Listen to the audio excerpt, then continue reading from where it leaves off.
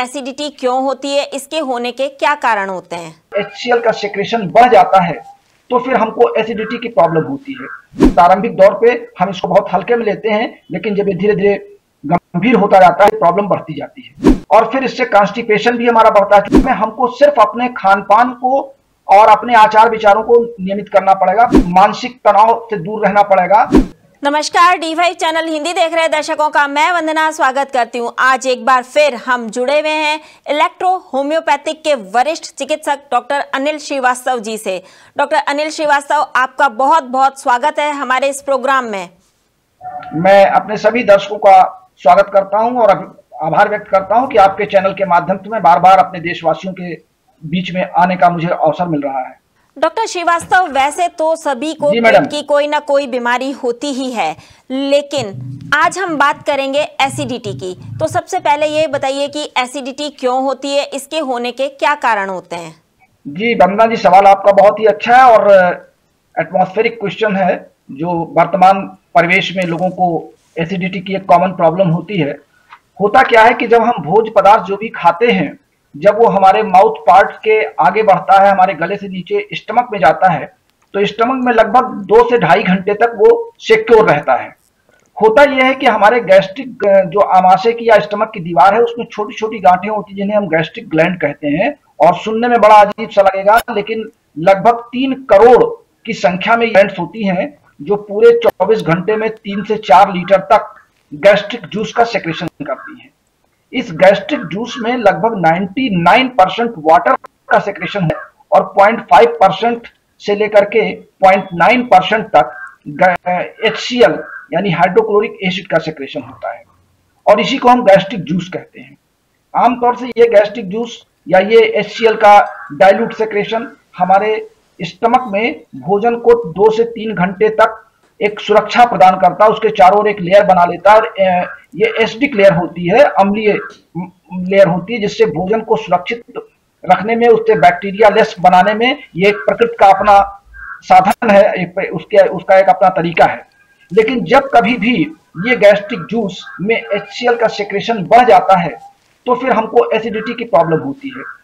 होता यह है कि फिर ये HCl की मात्रा ज्यादा बढ़ जाती है, जो 0.5% होनी चाहिए वो इंक्रीज करके 1.5 तक 1.6% तक चली जाती है। तो हमारे ये एसिड फिर स्टमक के ऊपरी पार्ट की ओर अग्रसर हो जाता है और आगे के पूरे चैनल को ये ब्लॉक करने लगता है, जिससे हमारे जो डाइजेशन की प्रक्रिया है स्टमक में वो बाधित होती है। क्योंकि गैस्ट्रिक जूस हमारे विभिन्न प्रकार के एंजाइम्स का सेक्रेशन जो होता है उनमें ये सहायक होता है, हमारे पेप्सिन और रेनिन में के पाचन क्रिया को आगे इन्वॉल्व करने में भी अपनी सहायता प्रदान करता है। लेकिन जब इसकी एक निश्चित दर से मात्रा बढ़ जाती है तो हमको एसिडिटी की प्रॉब्लम होती है और एसिडिटी की प्रॉब्लम होने पर हमको ये लगता है कि हमारा गले में जलन होगी, सीने में जलन होगी, जी मचलाएगा, सर दर्द बढ़ जाएगा, आंखों में भारीपन आ जाएगा।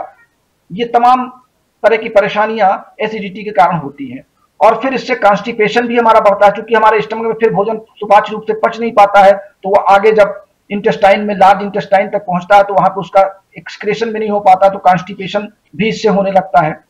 इस तरह एसिडिटी वास्तव में एक बहुत ही गंभीर बीमारी का रूप ले लेता है आगे चल के। प्रारंभिक दौर पे हम इसको बहुत हल्के में लेते हैं, लेकिन जब ये धीरे धीरे गंभीर होता जाता है प्रॉब्लम बढ़ती जाती है। जब किसी को एसिडिटी हो जाती है तब उसे क्या खाना पीना चाहिए और क्या खाना पीना बिल्कुल नहीं चाहिए? देखिए, एसिडिटी हो जाती है इस पर मैं कांस्टेंट नहीं हूं। एसिडिटी आमतौर से कोई रोग नहीं है जो लगातार किसी को हो जाए। अगर एसिडिटी की प्रॉब्लम ये लगता है कि हमारा खाना नहीं पच रहा, हमको खट्टी डकारें आ रही हैं, मुंह में अजीब सा स्वाद बन रहा है, तो हमको सबसे पहले तो अपने पानी पीने की मात्रा बढ़ा देनी चाहिए। क्योंकि हमने बताया ना आपको कि 99% वाटर है गैस्ट्रिक जूस में और 0.5% HCl है। और अगर HCl की मात्रा बढ़ रही तो स्वाभाविक है कि हमको भी पानी की मात्रा बढ़ानी पड़ेगी, क्योंकि वो HCl निकल के हमारे स्टमक में आ चुका है। तो हम पानी की मात्रा, जितनी एसिडिटी को कम करने का सबसे प्राकृतिक साधन है कि हम पानी की मात्रा को बिना प्यास के पीना शुरू कर दें। और पानी जितना हम पिएंगे उतना हमको उस एसिड को डाइल्यूट करने में मदद मिलेगी। फिर अगर वास्तव में एसिडिटी बढ़ती जा रही है, आप चिकित्सक के पास नहीं जा पा रहे हैं तो फिर तत्काल आपको अपने खान पान में मिर्च मसाले की तली चीजों को रोक देना पड़ेगा। हाई कार्बोहाइड्रेट के या फैटी जो आपके फाइबर्स फूड है उनको रोक देना पड़ेगा। पैक्ड फूड का जो हुआ है, आमतौर से पैक्ड फूड जो है और जो आपके पैकेट में आपको ये चिप्स और विभिन्न प्रकार की नमकीन, इन सब का खान पान तो बिल्कुल तत्काल प्रभाव से रोक देना चाहिए। चाय और कॉफी का प्रयोग बहुत सीमित कर देना चाहिए और यहां तक कि उसको बंद ही कर देना चाहिए। ये कुछ प्रिकॉशन है और खान पान में हमको फिर हरी साग सब्जियों का प्रयोग ज्यादा से ज्यादा करना पड़ेगा, जिससे कि हम एसिडिटी के अपने आप को एसिडिटी से बचा सकें।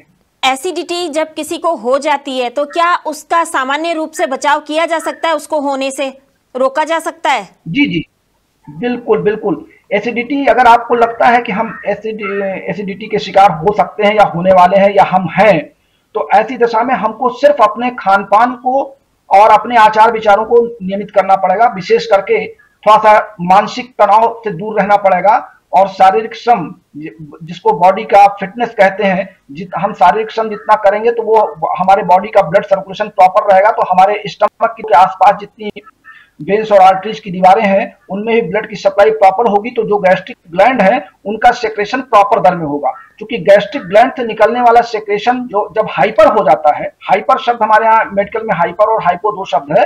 हाइपर शब्द का इस्तेमाल हम अत्यधिक के लिए करते हैं और हाइपो शब्द का इस्तेमाल कम के लिए करते हैं।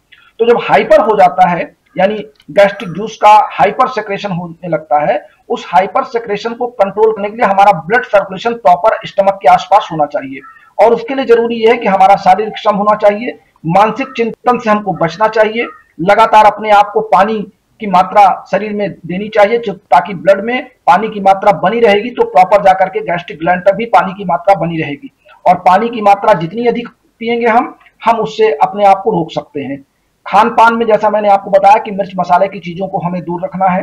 जो पैक्ड फूड आते हैं उनसे हमको अपने आप को बचाना होगा और ऐसी दशा में हम अपने आप को प्रिकॉशन ले सकते हैं। जब किसी को एसिडिटी हो जाती है तो क्या इलेक्ट्रो होम्योपैथी में उसका इलाज संभव हो सकता है? जी जी बिल्कुल, 110%, 100% नहीं 110%। हमारे यहाँ किसी रोग की दवा नहीं है, हम ऑर्गन वाइज मेडिसिन देते हैं। तो जब हाइपर एसिडिटी की पेशेंट हमको मिलता है तो हाइपर एसिडिटी में हमारे यहाँ उसको कंट्रोल करने के लिए हमारे पास 3 फार्मूले हैं। पहला फार्मूला हम देते हैं L2, S1 और WE। ये WE एक हम इलेक्ट्रिसिटी लगाते हैं, L2 देते ही हम हाइपर एसिडिटी जो एसिड ज्यादा बन रहा है हम उसको तत्काल एब्जॉर्ब करने की कैपेसिटी में ला देते हैं स्टमक को, और वो एसिड जो बना हुआ है वो वहां से हट जाता है और प्रॉपर आगे की ओर बढ़ने के बाद वो एब्जॉर्ब होने लगता है हमारे ग्लैंड्स में। और दूसरा फार्मूला हम देते हैं L3 के साथ हम दे देते हैं C8Bar2, जिससे कि कॉन्स्टिपेशन ना होने पाए और जो एलिमेंट्री कैनाल के आगे लार्ज इंटेस्टाइन में जो भोज्य पदार्थ पहुंचे हुए हैं पचने के बाद उसका निष्कासन होता रहे। तो जब आगे से हम जैसे हम आपको एग्जांपल दें कि कोई सीवर है और अगर वो जाम हो रहा है तो ना तो आगे का पानी आकर के वहां रुका रहेगा और आगे और जहां पे कचरा पड़ा हुआ उसके आगे भी नहीं जा पाएगा, यानी फ्लो उसका रुक जाएगा। और जब हम इस तरह की दवा का सिलेक्ट करते हैं कि इधर का पानी भी आगे बढ़ता रहे और पीछे जो जहां पे जाम है, जहां पे कचरा है, वो कचरा भी आगे धीरे धीरे बहता रहे, तो फिर प्रॉपर वे में जब वो पानी बहने लगता है तो नाला आपका साफ हो जाता है। वही प्रक्रिया हम इलेक्ट्रोहोम्योपैथी की मेडिसिन को देकर के करते हैं कि हम इधर पचने वाली दवा देते हैं और उधर निकलने वाली दवा देते हैं।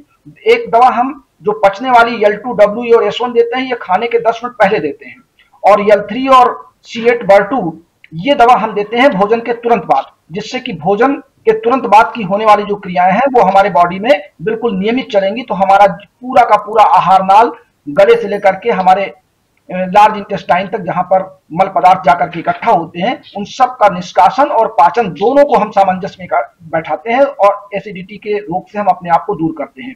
इसके साथ हम एक एसेसरी मेडिसिन देते हैं जिसको हम कहते हैं C10, S5, C10, क्योंकि कभी कभी ऐसा होता है कि एसिडिटी में आदमी को सीने में जलन होती है, दर्द होता है, बेचैनी होती है, छटपटाहट होती है, तो वहां पे हम C10, C5 और S5 का चयन करते हैं। तो ये 3 फार्मूले जब हम अपनाते हैं तो हमारा रोगी एसिड से मुक्त हो जाता है।